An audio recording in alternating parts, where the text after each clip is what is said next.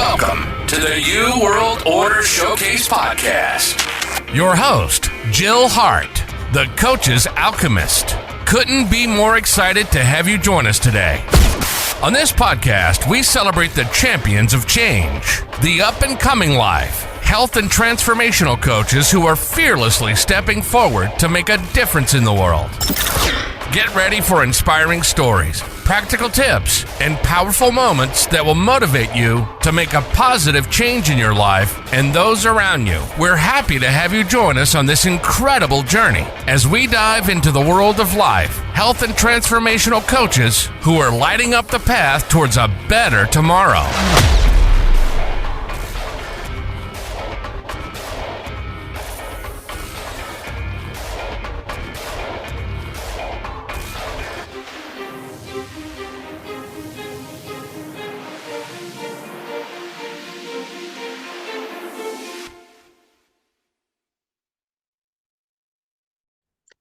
Hi, and welcome to the New World Order Showcase Podcast. Today, we are speaking with Amy White. Amy is the creator of Hangry to Healthy. I love that, Amy. Because who wants to be hangry, right? Right. We've spent too much time feeling hangry. Yeah. And it really, I don't know. Well, I'm sure that you're going to tell us how easy it is to avoid that trap, because I hate it. Yeah. So welcome to the show. Tell us all about you. How did you get started in this? I know you haven't been really overweight at any point in your life, but I think your story is very relatable to a lot of us out there. So I haven't been obese, what would be considered obese. Now, I certainly have been overweight. So I didn't start all this, this part of this chapter of my life until I was in my 40s. So I was pretty healthy and pretty fit most of my life. And then it was right around when I was 37 that it became very clear that I was no longer fit and clearly no longer as healthy as I thought I was. And that was when I was probably my most overweight. I never really weighed myself, so I don't even know how much I actually weighed. I just know my clothes didn't fit. I'd go shopping and be shocked that, I'd pick something off the rack and it wouldn't fit me. And I was like, I don't know what's going on. So I'm guessing I was probably 40 pounds overweight. And I ended up getting into this whole nutrition world because my daughter had gut issues and we couldn't get them fixed going to the conventional doctor. We did all the things. We had all the invasive stuff done, looking to see what can we do, what's wrong with her. And the answer would come back like, well, nothing's wrong with her. She's perfectly fine. And it was like, well, she's not. And so then we were living in Chicago at the time, and a friend of mine said, well, you need to go see this nutritionist. And I'm like, I don't even know what that is, but we will do anything. And so we saw her briefly, and she just was like, kind of a throwaway, stop eating gluten, I was like, oh, whatever. But it was kind of magical. She stopped eating gluten. And within a week or two, it was like all kinds of things completely changed. So I just became obsessed with food and the body. I was like, this is magic. I really need to understand everything. And so I ran out of things to read, told my husband I had to go back to school because I needed a syllabus. And he's like, great. And so that's what I did. So I went back to school and got my master's degree in nutrition. And it was really all about the gut and health. But in doing that, I actually learned how to work with my own body to bring myself back into balance. I didn't think of myself as being sick. I didn't think of myself as having any illness, but yet my body was clearly fighting with me because I was uncomfortable. I had aches and pains. I was overweight. I was addicted to sugar. I was hungry all the time, and I was hangry. I had moments. We had this lovely opportunity where we got to go to the Super Bowl. And I remember being at the Super Bowl and all these events and things that were happening. And I was mad because I needed to eat on a schedule. When am I going to be able to eat? And if I'm not eating on a schedule, and it was just, I was able to stop myself and think, what is happening? Why is this such a big deal that I have to stop whatever we're supposed to be doing in an event we're supposed to be going to so that I can have some scrambled eggs? I'm like, what is happening? So anyway, fortunately for me, the nutrition stuff all sort of came back and I was like, oh, I get it. And I understood that food is communication, is information, and I was not properly communicating with my body. And so I'm now going to be, I'll be 57 in January.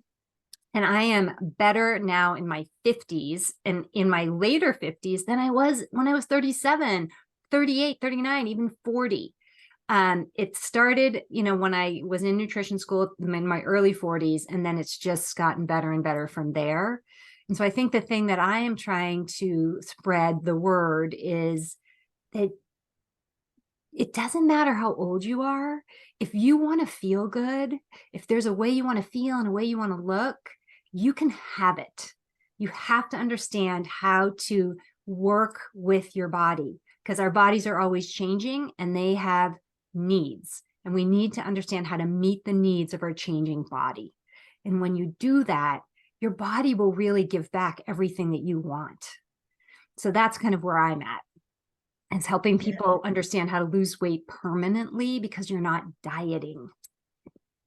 Yeah. And your whole point about communicating with your body changes as you get older, and your nutritional requirements change and your taste change. It's really weird.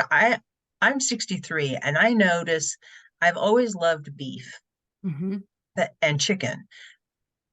I don't like chicken so much anymore. It tastes weird to me.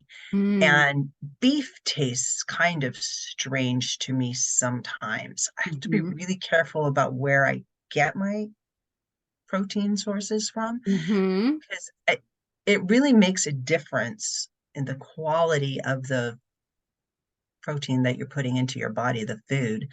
But it's weird how my tastes have changed.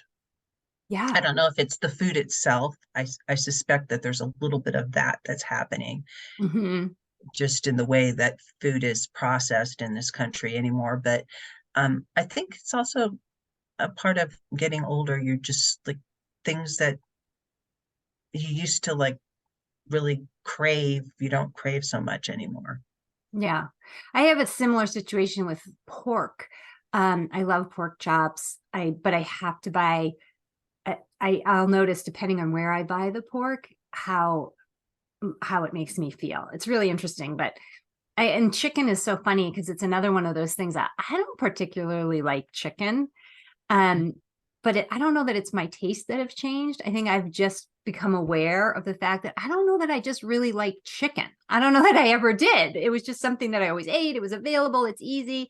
And even today I still eat it because it is available. It is easy. But it's so funny. I can certainly say it's not my favorite. I don't love it. But again, I don't know that my taste has changed. I think I just became more aware of the fact that it's not my favorite thing. And when it comes to like preparing food, how has that changed for you over the years? Well, this is a very interesting question because I think as a nutritionist and a weight loss coach, people are always like, how much cooking do I have to do? And oh my gosh, and they'll start talking to me about like, specific items in their ingredient list. And I'm always like, let's take a step back. That's kind of the minutia when you're starting to like dig through an ingredient list. There's so much low-hanging fruit that we need to like deal with first. And so number one, I will cook. I don't mind cooking, but I'm busy. So I don't actually have a ton of time to cook. So I'm trying to answer your question. And I think it was, how have I prepare food? Or I think that was how has the food preparation situation changed? But I think you're actually getting to the point of my question, which is how much cooking are you going to have to do? Right. We in our house, I always tell my clients, I'm big on food inventory. Like I want you to have food inventory. That doesn't mean that you're a prepper, that you have to prep everything. You have to have these beautiful boxes in your fridge and it's like lunch, dinner, lunch, all these things. I don't prep, but we do have a ton of food inventory, meaning It's not in my freezer. It's cooked and it's in the refrigerator. So I can open the refrigerator and I will have multiple choices of things that we can throw together to make a meal, or I can grab just for a quick lunch. So we probably, and at our house, we probably cook a couple times a week, and then we cook big, so that we always have extra. If we cook hamburgers, we never cook less than 9 hamburgers. So we always have leftover in the fridge. We always cook a big tri-tip roast, and then we slice it. It's like roast beef, and we have that all done and in the fridge. I'll do, I'm trying to think what else we usually have in there. We do usually have a roasted chicken in there that's deboned and ready. So you don't have to go in and debone it. It's already done. It's ready. But making sure that we have, again, pork chops. I love pork chops. If I'm making pork chops, I'm making 6 to 8 pork chops so that I have the extra. So it's always just going to have that inventory in the fridge so that it's ready to go. Because I'm pretty much, I have a half an hour to eat. I'm going to go eat, and I need it to be fast. You come home from work, you're tired, you get kids, you're tired. The last thing you want to do is try to figure out how to throw a meal together. So it's really about, so I'm big on what can you make in 10 minutes if you're going to pull something together from scratch. And then what do you already have that now you can pull together and make a really, delicious meal that you're excited about? Because that's the other thing, is you can't like look at your day and think, okay, I'm going to eat this, this, and this, and whatever, and not get excited. If you're planning your food for the day and you're just kind of like, there's a really good chance you're not going to eat that food. You're going to instead go find something, if you're at work, that's in the break room, or something else that's enticing. So you need to make sure that you're excited about what it is you are eating. And that's one of the big things that I teach with my Hangry to Healthy coaching. It's like, I have hundreds of recipes that everybody gets access to. And I'm just like, no, they're delicious. You have to understand that when you start making your food, everyone in your house is going to want to eat what you're eating because it's really good. So make sure you make enough, because you're going to go in for your leftovers and they're going to be gone. And so that takes care of a few things, which one of the concerns is, well, I'm going to have to make meals for myself and then the rest of the family. I'm like, no, you're actually going to end up making your food and they're going to want it. So it works out really well. I noticed when I went through the what to eat guide, and we're going to talk about it because I love the title, and you're so right when it comes to just tell me what to eat. I'm over guessing. Yes. But I noticed on it that there are some things that you substitute in there. It's not like you're never going to have anything sweet again in your life. Because I know you got Swerve on there, and I love Swerve. Swerve is like my favorite thing, because if you use Swerve, it works like sugar. I mean, in terms of very sweet. It's very sweet, but it bakes like sugar. And sugar has certain properties when you cook with it that you need when you're making things. But you can veer off to the side and still have that occasional cake, cheesecake, chocolate cake. There's a chocolate cake recipe that I know of that you can use like unsweetened chocolate. It's just chocolate, baker's chocolate they call it, or 100% cocoa, and then Swerve, eggs, and I think that's it. I don't think there's even any flour in it. It's just like, and it makes this amazing dessert. Decadent dessert. Yes. And you just stick Swerve powdered sugar on top of it and maybe a couple of raspberries. And you're feeling like you're living life on top of the world, but no sugar. Right. And no gluten. So what you just mentioned is my what to eat list. I call it eat this list. And I have that currently available as a free PDF download. It is the list that I start my clients with. So it is coming directly from my Hangry to Healthy program. My Hangry to Healthy program is broken into 4 phases. Phase 1, which is where this list comes from, and it's the beginning of phase 1, is all about bringing your body into balance. So it's all about balancing your metabolic hormones, the hormones that make you feel hungry, make you feel full, make you crave sugar, give you energy, allow you to burn body fat. So that list is very specific to transitioning your body, reducing inflammation, and transitioning you into a place where you're like, I feel really good. And that happens usually within the first 2 weeks of kind of eating off that eat this list. So yes, I am a huge believer in transition foods because I want you to come off. I want those sugar cravings to go away. I want you to feel what it's like to be able to walk by chocolate chip cookies and not want one. To go, boy, those smell good. Oh, they even look delicious. Oh yeah, but I don't really want one right now. And just be able to walk by. It is so powerful to be able to do that and know that you really just don't need that cookie right now and you don't want it. But that's you controlling when you want that treat versus your body demanding, this treat because of a craving. So yes, I love the transition foods because what you're doing, what you just described is you're creating this dessert. I say treat, don't cheat. So you're creating a dessert that every delectable bite of that dessert is actually bringing your blood sugar into balance versus causing a huge, blood sugar spike and then cravings. So you're eating this delicious dessert and every bite is making your cravings disappear more and more. So again, within a week to 2 weeks, my clients will they'll have some dessert or some things that they're using as their transition food while they're coming off of sugar. And by the second week, I'll say, oh, how's that going? Do you like this dessert or what do you do? And they'll be like, oh my gosh, I totally forgot that I had that because they just aren't they're not thinking about it. Yeah. It's very powerful. But the whole point of going from hangry to healthy is that you're not going to be dieting. There's no dieting at the end, and you're able to, you've brought your body into balance. You understand what good feels like to you. You have the eat this list. Then we start to expand as you get into phase 2 and phase 3. We're expanding off the eat this list because I need you to be able to understand your personal tolerance level for any food. That way, there are no surprises and there's nothing you cannot eat. You can eat anything you want. You can do it today. You can do it after you eat off the eat this list. The point is, what you want to eat tends to change.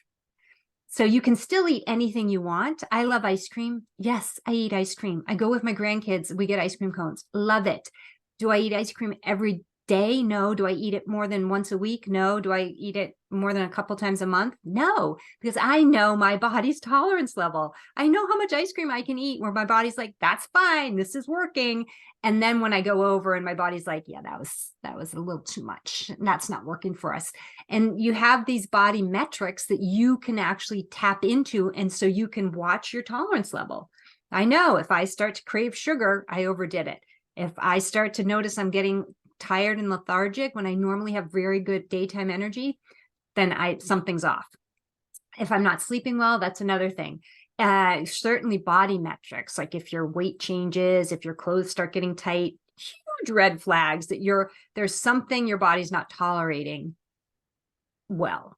So that's the idea, is you need to get to that place where you understand how to go on vacation and enjoy all the yummy food and then come home and just bounce right back to normal. That's living real life. Yeah. And that's so important. And your body, it tends to give you messages, but if you keep feeding it stuff that it doesn't really do well with, and things that aren't food. I mean, we live in a society that we're just inundated with stuff that's just simply not food that we're told you can eat. Well, it's created to make you fat and sick, so you go to the doctor because they're the other side of the equation. It's called the Food and Drug Administration for a reason, and it started out as a Department of Chemistry. So give a little clue.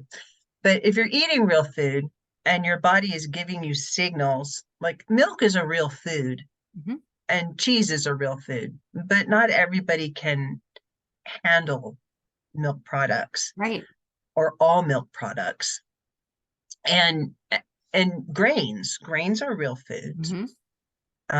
They're processed an awful lot, and I think that's what gives people the problems that we're experiencing with gluten Mhm. these days. But some people can tolerate a little bit of gluten, Mhm. and other people are just like, nope, even a little bit Yeah. messes me up.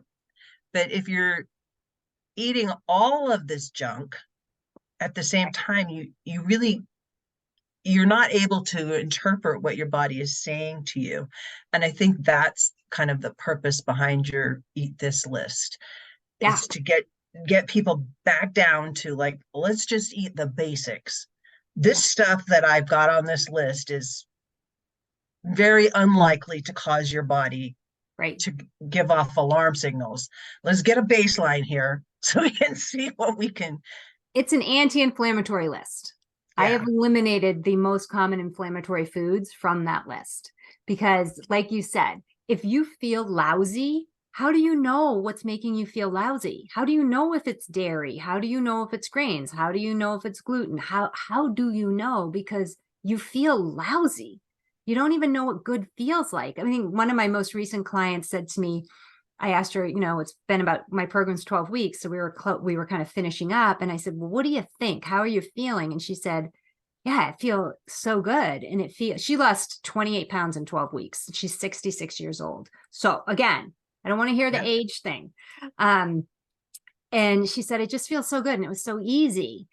But she said, she goes, I didn't know that I didn't know that I was able to change how I felt. Like, I didn't know I had control over that. And now that I do, she said, I don't want to feel like that. And she said, and I know now how to not feel like that. And so for her, it's just, again, I like simple, but even once you get used to it, it does feel easy. That's another thing my clients say to me all the time is like, it's so easy. I didn't think it was going to be so easy.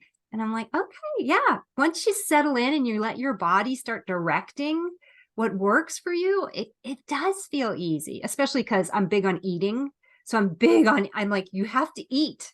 We're going to eat. It's not about restricting calories and it's not about feeling hungry and deprived. No. That's not part of my equation anyway. That's not how I help people permanently lose weight. I help them lose weight because they feel so good doing it that there's no finish line. There's no like, oh, I have to go back to this other thing. It's like, I'm just eating. Oh, okay. And knowing what to eat, I know you have the what to eat list, but once you get into it, it it really does become like you open the refrigerator and you're like, oh, I have choices. And choices give you power. Yeah. And if you're like hungry for something, when you open your refrigerator and you've got like 3 or 4 things that you could do, like we always have soup around. Yeah. I make a lot of soup and we keep in mason jars, and you could just heat it up, and they're good soups. They're like, they have vegetables in them and meat and a really good quality broth, because Yeah. I spend extra and I get the stuff mailed to me. Mm-hmm. Pay an insane amount for this really good broth that I know I could make myself, because you just throw some bones in a pot. There's something to convenience. Yeah. But having it in the cupboard, it's just like, it's there, and I know that when I make this stuff, it's the best quality. It's not like the Knorr's Yeah. chemicals out of the jar. Though I confess I do use that sometimes, because Again, real life, you're going to need some convenience. And it's okay. That's the thing. It's okay. Nothing has gone wrong when you use the stuff from the grocery store. It's okay. Yeah. But again, having choices. If you're opening the fridge and you have a choice of, I can have soup, I could scramble up some eggs really fast, I could have, I don't know, I don't use microwave anymore, but if you use a microwave, you can make egg burritos and stick them in the freezer. And Yeah, then you they're can make like, egg bites and have them ready to go. yeah, So many yeah. things. I will tell you this little tip that's so interesting.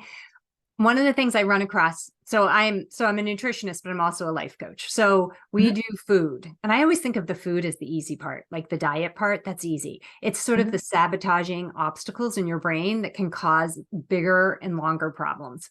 So one of the things that I come across often, pretty much with every client, is at some point we get there and there's this hunger anxiety that reveals itself. And so hunger anxiety is when you are afraid you're going to be hungry. And so you preemptively figure out when you're going to eat, what you're going to eat. And you're like, oh, I think I'm going to be hungry, so I better eat. And so the biggest problem when you want to live at your healthy weight, the biggest problem I encounter is people overfueling. And overfueling means you eat when you're not actually hungry. And so when you're dealing with hunger anxiety, you're always or constantly eating before you actually get hungry. And so that's one of the things that I work on with my clients is like going, okay, being hungry is not an emergency. It's actually a good thing to understand what that feels like in your body. It's okay. But getting over that hunger anxiety is a really big deal. But one of the things that I will hear from clients, so they're eating all this delicious food. They are loving their food. They're just so happy. And then every now and then we'll get on a call and somebody will say, I don't know, I think my food's kind of getting too boring. And I'm like, oh, hold on a second. How is that even possible? What you're eating is so delicious. You have so many choices. It's so good. I love healthy fats. You have healthy fats. It's also good. So then I stop and I'm like, if your food is boring, if you're opening the refrigerator and you're just like, I could do this, or I don't know. It all seems boring. You are not actually hungry. This is a big tip. It's you going in the fridge. You're not actually hungry. If you have really good food that you enjoy and you're now looking at it and you're like, it's kind of boring. It's not, you're not hungry. So that's a good takeaway tip, to just recognize in yourself. If you're hunting around in the pantry or in the fridge and you just aren't sure what you want to eat, you are not actually hungry for food. So step back and figure out what you're thinking about. What's going on that's making you uncomfortable and causing you to go toward food as this thing that you're trying to use as a distraction. That's a great tip. Yeah. That's a really great tip. Yeah. That I do probably it myself. I will catch myself in the refrigerator just being like, and I'm like, oh, wait a second. I'm not even hungry. And I'll just like be like, okay, what is happening? Yeah. I used to laugh at my oldest daughter. She would look in the refrigerator and she'd be like, there's just nothing to eat. Ah. She was, as you can imagine, very skinny. And I would look in that refrigerator, the same refrigerator. It's like, God, there's so much in here. It's no wonder I've got 10 pounds that I need to lose. Yes. It is funny. I will say my husband's been away for the last few days, and my daughter and my grandkids wanted to come over last night for dinner. And I was just like, yeah, I have no food. Like, I have nothing because he's away. And so it's just me. So I have little things that I can eat that make me happy. And but I don't have, like, my refrigerator is actually pretty empty. So that was interesting when I noticed that yesterday. I'm like, it really is empty. Interesting how having kids and then not having kids around, it kind of changes what your refrigerator looks like too. Like Yes. I know when my husband came off the road, he was a truck driver for a lot of years, and he's also he was trying to figure out his nutrition and his health. So he lost a bunch of weight, and we changed a bunch of things that we did Mhm. around our house, and that's when the microwave left, because we just decided we're not going to do that. It's like little steps. But we do have a toaster oven, and he's learning to cook with a toaster oven. And he never cooked before, so he's learning to prepare food on his own, which is kind of exciting for him. And Um, you. and me, yes, and me. But the whole having food available and prepping. I like to cook, and I'm a pretty good cook, and Mhm. we cook a wide variety of foods. So there's always something left over in the fridge, and I'm really big on not wasting food. I Mhm. I don't like it when, if I've made a bunch of stuff, I expect people to eat it. Mhm. Um, and he's pretty good about it. It's like, Yeah. okay, what do I need to work on today? Mhm. But yeah, it's just interesting how things change when your kids leave, Mhm. and how it's kind of easy to slide into the convenience thing if you're Mhm. not really careful. Yeah. Yeah. And that's what I've seen over the last few days. I haven't been, prioritizing my meals. I've just been like, oh, I'll just eat a little bit. That's all I'm good. I'm not hungry. And I thought, yeah, I do like to manage my meals. I don't like to snack. I like to, build a meal that's going to hold me for 4 to 5 hours and then have another meal.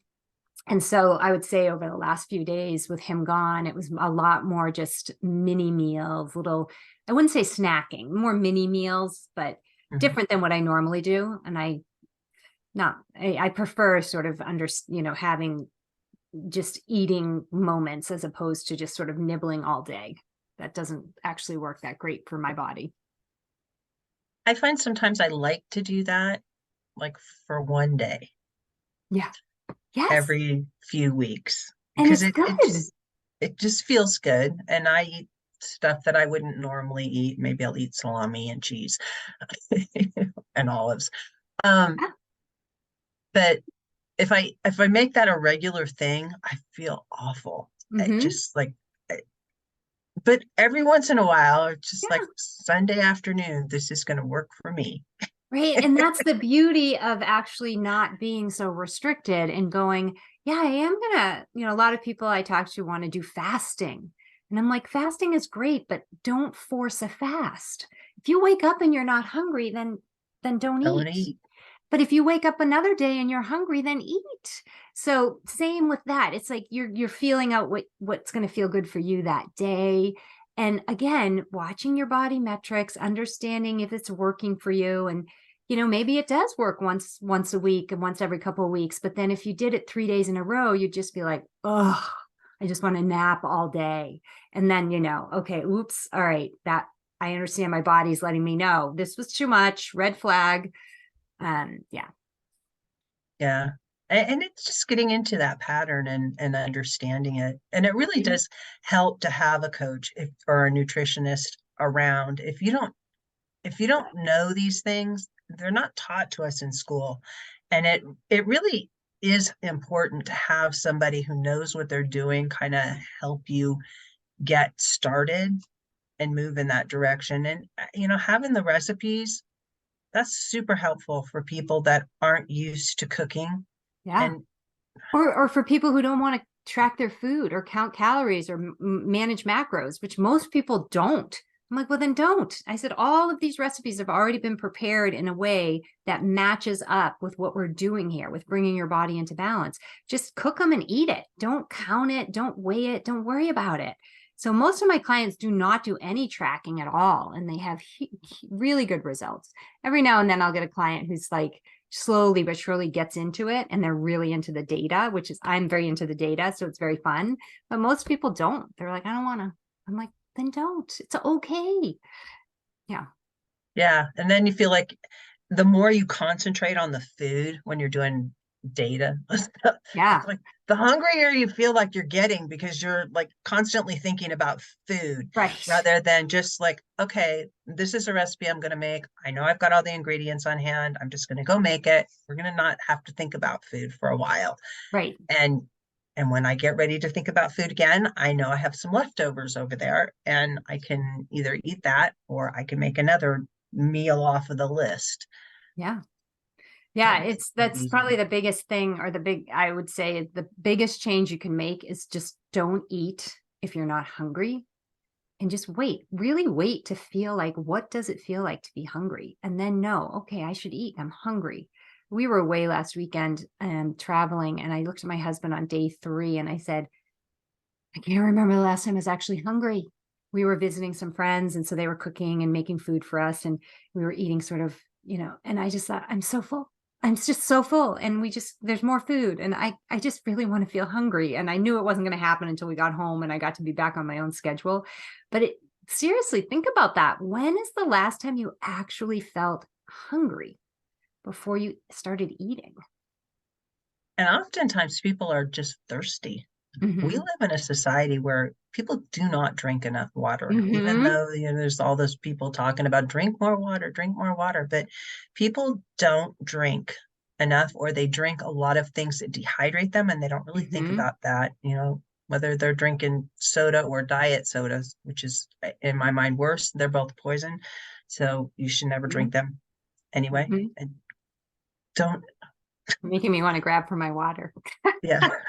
I have tea today. I found Yeah. Rubio's tea. It's so yummy. But yeah,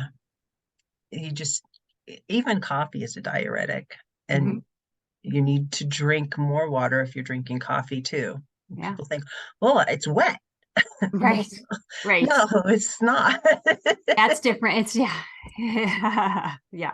That's something that I get into big time with everybody too, is just balancing electrolytes. So it's even just more than drinking water. It's actually understanding, how do you make sure your electrolytes, your sodium, potassium, magnesium chloride are all balanced? Because when one of those is out of balance, they're all out of balance and you feel horrible. So a lot of times when I have clients who talk about just needing that afternoon nap or wishing they could take a nap between 2 and 4 in the afternoon, I'm like, okay, we need to talk about electrolytes. And sure enough, as soon as they understand the electrolytes and how to make sure they're managing those, their afternoon energy is great. I feel like it's an Energizer Bunny. I tell people, I'm like, you're like the Energizer Bunny, you're winding down, and then you replenish those electrolytes, and it's like, whoop, and you're right back on. So that's something that I always have to manage with everybody at the beginning. Magnesium is another one of those things that most people are way low on. And it affects you in so many ways. You need it for everything. And I don't talk a lot of supplements. If people want to talk supplements, I will, but I don't get my clients and be like, here's a big supplement list. I don't do it. I like to target supplements for specific things, but magnesium is one of the supplements that I take every day, every evening. I take a couple of things, and that's quality. one. Yeah. Good quality magnesium, because there's kinds that they sell and tell you it's magnesium, but it really isn't going to do the job for you. Well, if you want to get the right amount of the amount you actually need, it can't have a laxative effect. And the kind that you get at the grocery store or wherever, magnesium citrate, magnesium oxide, which are the most common, they have a laxative effect. So you can't actually take enough, because then you have bathroom emergencies. So I do like a glycinate, which is, you can take enough, and you take it at bedtime. It helps you sleep, helps relax your body. But it doesn't create those gastrointestinal emergencies. Yep. Yeah. Those little things that most people don't have any clue about, and yet it's affecting the quality of their life in a huge way. Huge. Yes. Yeah. A lot of people have low-level heart problems because of it. It's just so, so much. There's so much. But right, I think that's one of the problems, is everybody gets so overwhelmed and they don't even know how to take the first step. So that my eat this list, first step, just get the list. Try to eat off the list. Go crazy. Mix and match. You have so many things you can do with that list. And then just see how you feel. That's what I tell people. I'm like, just see how you feel. But I think you're right. I mean, the coaching is a big part of it. Because if you've been doing all the things on your own and you're still not getting success or being able to maintain your results, then there's another piece of the puzzle. And that's where the coaching comes in. So it makes a difference. And having a group and having the life coaching aspect, because the mental game, it's so important. You get into these loops where I'm gonna do this. I'm promising myself I'm gonna do this, And inevitably, you're going to fall off the wagon and not do that because something's going to happen. And then you're going to be like, oh, I'm such a failure. I just can't do it. The And then you spiral. go through the spiral, the loops that you get into. But when you're with a group of people or you're with a coach, you've got the ability to say, this wasn't successful here. Help me strategize on how to handle it better next time. Yeah. What next? Yeah. Or help me get out of this loop. Why do I keep falling into this trap? Bigger. To begin with. That's where the big change happens, is when you can recognize how you're sabotaging yourself, what's going on, and then how to stop that in the future. Catch it and then stop it. Yeah, that's the life coaching part. Yeah, and it's huge. When it comes to changing your body, your body is just a reflection of a lot of other things going on in your life, not necessarily who you are. And it can change. It doesn't have to stay that way. Well, that's my whole thing. Of course it can change. You can change. It's believing that you can't. That's the only reason you wouldn't. So I'm constantly just trying to get that message across, that it's just just understand that you can change. Absolutely, you can. And then from there, figure out, what do I need to do to make that happen? And sometimes you can do it by yourself and sometimes you can't, and you need to reach out for assistance. Don't not reach out for assistance. Don't feel like you failed somehow because you're asking somebody to help you. Get what you want. Yeah. And so how do people get in touch with you? So they can find me. My company name is thesimplicityoFwellness.com. So they can find me on the web there. They can find me on Instagram as The Simplicity of Wellness. I'm on Facebook as The Simplicity of Wellness. So it's pretty, I think I'm on, trying to think what I'm on in LinkedIn as, I think Amy White Nutritionist. I don't know. But The Simplicity of Wellness will pretty much get you to me. And then from there, on my Instagram is where, I have links over to my free Eat This guide, and I have it on my Facebook page, and I have it posted all over the place. So easily accessed. I imagine we can probably put a link in the show notes here too. Absolutely. They will go in there. Mm-hmm. So what's the one thing you want to leave the audience with today, Amy? Just really, I think you have to understand that whatever you want, I don't care how old you are, what your age is, you can have it. You just have to understand how to work with the changing needs of your body. Just understand how to work with your body and just stop fighting against your body. Because when you're just doing the traditional restrictive dieting and suffering, you're fighting against your body, and that's never going to last. So when you start to learn to work with your body, it does feel easy. And it's very lasting. It becomes very permanent. And if that's what you want, then yeah, you can have it, but you need to understand how to do that. Awesome. Thank you so much for joining me today. This is my pleasure. Thank you. Thank you so much for tuning in to another empowering episode of the You World Order Showcase podcast. We hope you've enjoyed hearing from our incredible life, health, and transformational coaches who are making a profound impact on the world. Remember, change begins with you, and you have the power to transform your life and the lives of others. If you want to take that next step and unlock your true potential, visit thecoachesalchemist.com, where you can find the 3 ways we can help you for free to spin your talent into gold with clarity, a system, and a plan. Don't forget to hit the subscribe button so you never miss an inspiring episode. And if you enjoyed today's show, we'd greatly appreciate it if you could leave us a review on your favorite podcast platform. Your feedback means the world to us and helps us reach more people with our positive message. Stay connected with us on social media for updates, behind-the-scenes content, and upcoming guest announcements. You can find us on Facebook at the You World Order, or simply visit thecoachesalchemist.com.